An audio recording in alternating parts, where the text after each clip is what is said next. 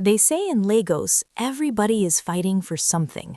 Some people are fighting for money, some are fighting for connection, and some, the unlucky ones, are fighting for love from people who were never meant to love them back.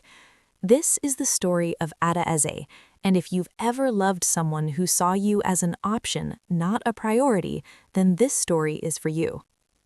Adaeze was 26 when she met Emeka at a mutual friend's birthday party in Surulere. She hadn't even wanted to go that night. She was tired from a week of back-to-back shifts at the hospital where she worked as a nurse. Her best friend, Chiamaka, had practically dragged her out of bed, ironed her dress herself, and pushed her into an Uber. "You need to leave this house," Chiamaka had said. "You are aging in that apartment, Ada. Aging." So Adaeze went.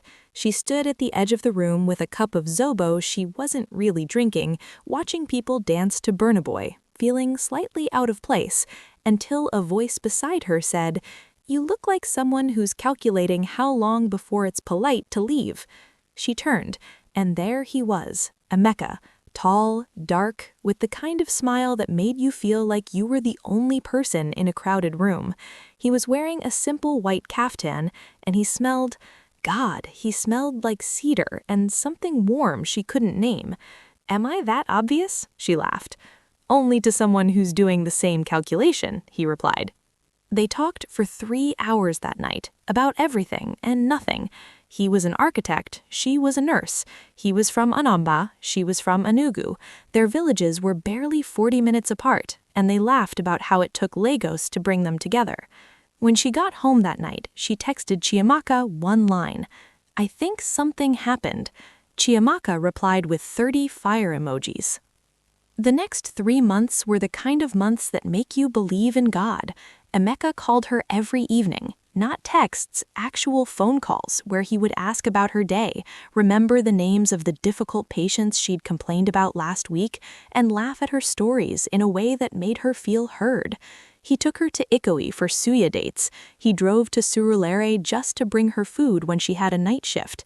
He remembered that she hated coriander and always double-checked her meals. "This man is intentional," Chiamaka observed over a plate of jollof rice one Sunday. "Do you know how rare intentional men are in Lagos? They're like Nipa Light in January. You're lucky if you see it at all." Adaeze laughed, but inside she agreed. She had dated before. There was Tunde, who had kept her as a secret for 2 years. There was Kelvin, who loved her in theory but not in practice. And there was the one before Kelvin whose name she had stopped saying out loud. But Emeka felt different. Emeka felt real. By the 4th month, they were official. By the 5th, he had introduced her to his friends.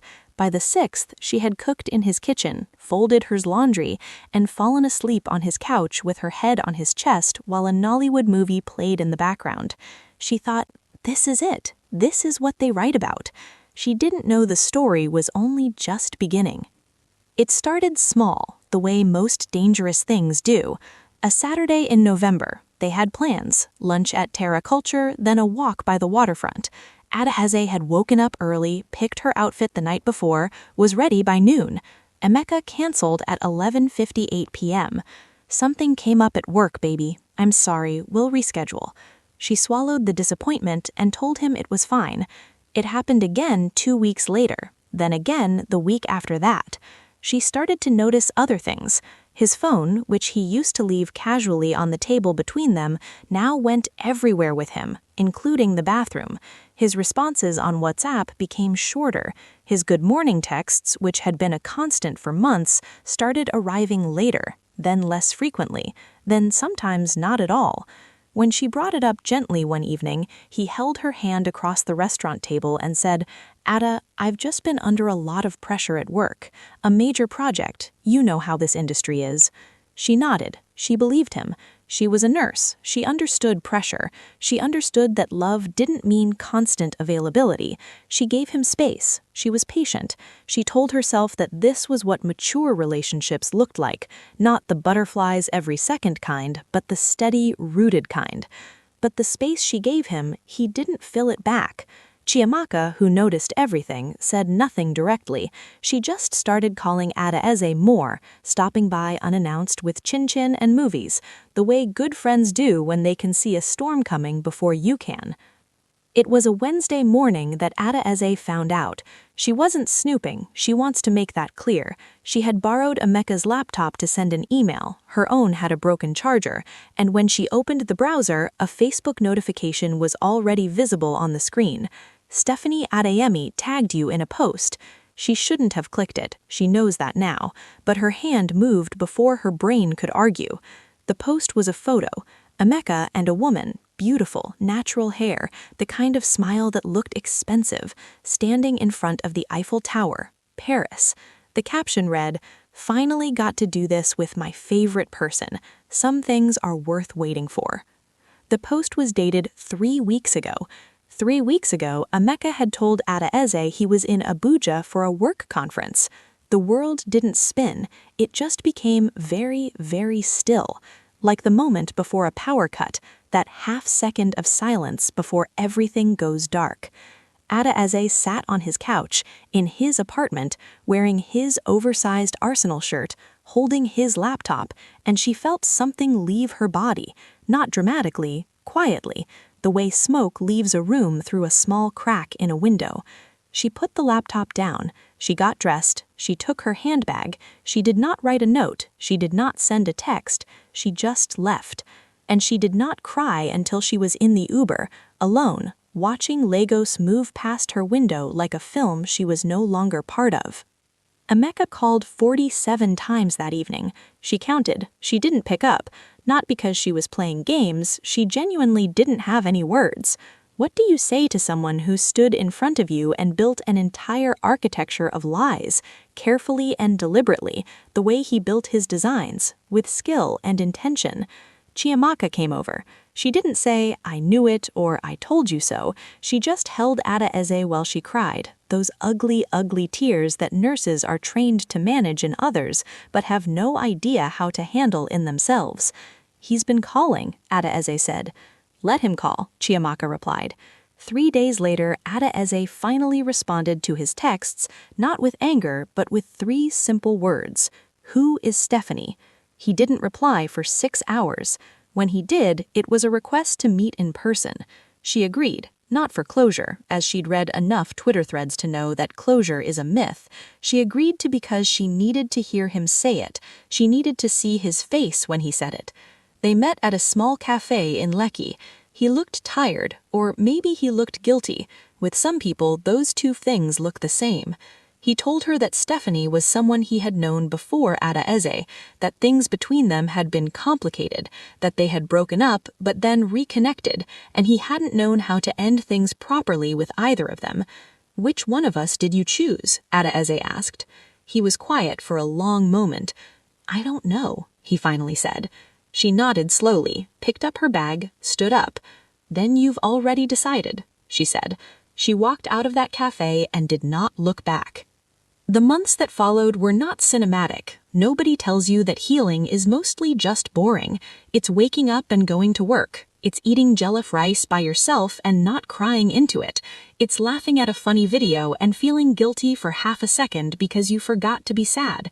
It's conversations with Chiamaka about everything except the thing that hurt you. Adaeze threw herself into her work. She applied for a senior nursing position she'd been putting off. She got it. She started saving aggressively, something Emeka's presence had softened in her. She'd spent more, relaxed more, trusted more. Now she returned to herself, focused, grounded. She was not bitter. That surprised her. She had expected bitterness, but what she found instead was something closer to clarity. Like after a long harmattan and the first rain comes, the air is just cleaner. She started attending a creative writing class on Saturday mornings, something she'd always wanted to do.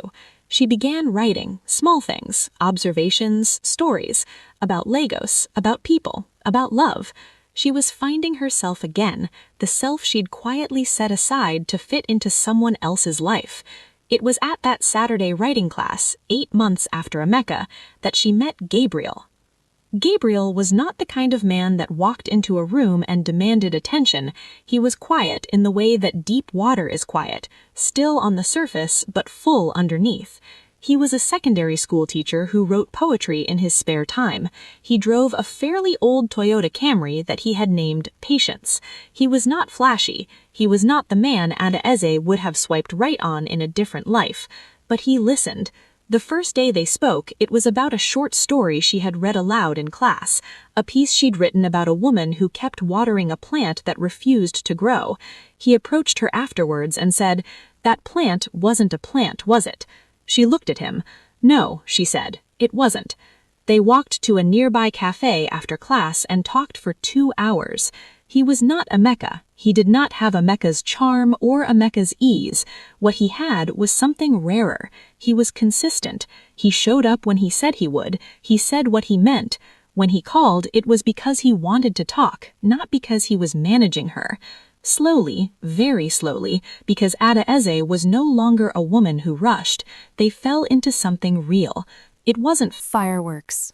It was warm light, the kind that's there when you wake up in the morning. Steady, reliable, enough. Over a year after Adaeze walked out of that Lekki cafe, she received a message from an unknown number. "Hi, I know this is strange. My name is Stephanie. I think we need to talk." Adaeze stared at her phone for a full minute. She almost didn't reply. Every sensible part of her said, "Leave this alone. This chapter is closed. You are happy. Gabriel is wonderful. Your senior position is going well. You've healed. Leave this alone." But she replied. They met at a neutral place, a busy restaurant in Victoria Island. Stephanie was even more beautiful in person than in the Facebook photo, but she looked tired and scared. She got straight to the point. "Emeka and I got engaged," Stephanie said, 4 months ago. Adaeze blinked. "Congratulations," she said carefully. 2 months ago, I found out he had been cheating on me." She paused. "Not with you, with someone else, someone I know." Adaeze said nothing. "I've been doing some digging," Stephanie continued, "and what I've found out, Ada, he wasn't just seeing both of us at the same time, he'd been running this pattern for years. There are at least 3 other women, different cities, different timelines. He's been doing this deliberately, systematically, and she pulled out her phone and placed it on the table. He's been recording private conversations with all of us. I don't know what he planned to do with them, but it's there. I have proof." Adaeze felt the blood drain from her face. "Why are you telling me this?" she asked. Stephanie looked at her steadily. "Because one of the women is currently in a very serious relationship with someone powerful, and Emeka is threatening to expose her unless she pays him. That's extortion, Ada, and I think he's been planning this for a long time. I've already gone to a lawyer, but she needs to know, and I couldn't find her contact. I thought maybe you might know who she is." Adaeze thought, and then, slowly, a face came to her mind, a name Emeka had mentioned once, casually, a name she'd filed away and forgotten. She knew exactly who Stephanie was talking about. The man they had both loved, the man with the cedar scent and the generous smile, had never been a victim of complicated feelings. He had been running a calculated operation all along. The romance had been the bait, the heartbreak the cover, and underneath it all, a darker design. Adaeze helped. She gave Stephanie the name. Stephanie's lawyer made contact. The woman in question, who was indeed engaged to someone prominent, someone whose reputation Emeka had been prepared to weaponize, cooperated quietly and decisively. Within 6 weeks, Emeka Nwachukwu was arrested. Adaeze followed the news from a distance. She didn't feel triumphant.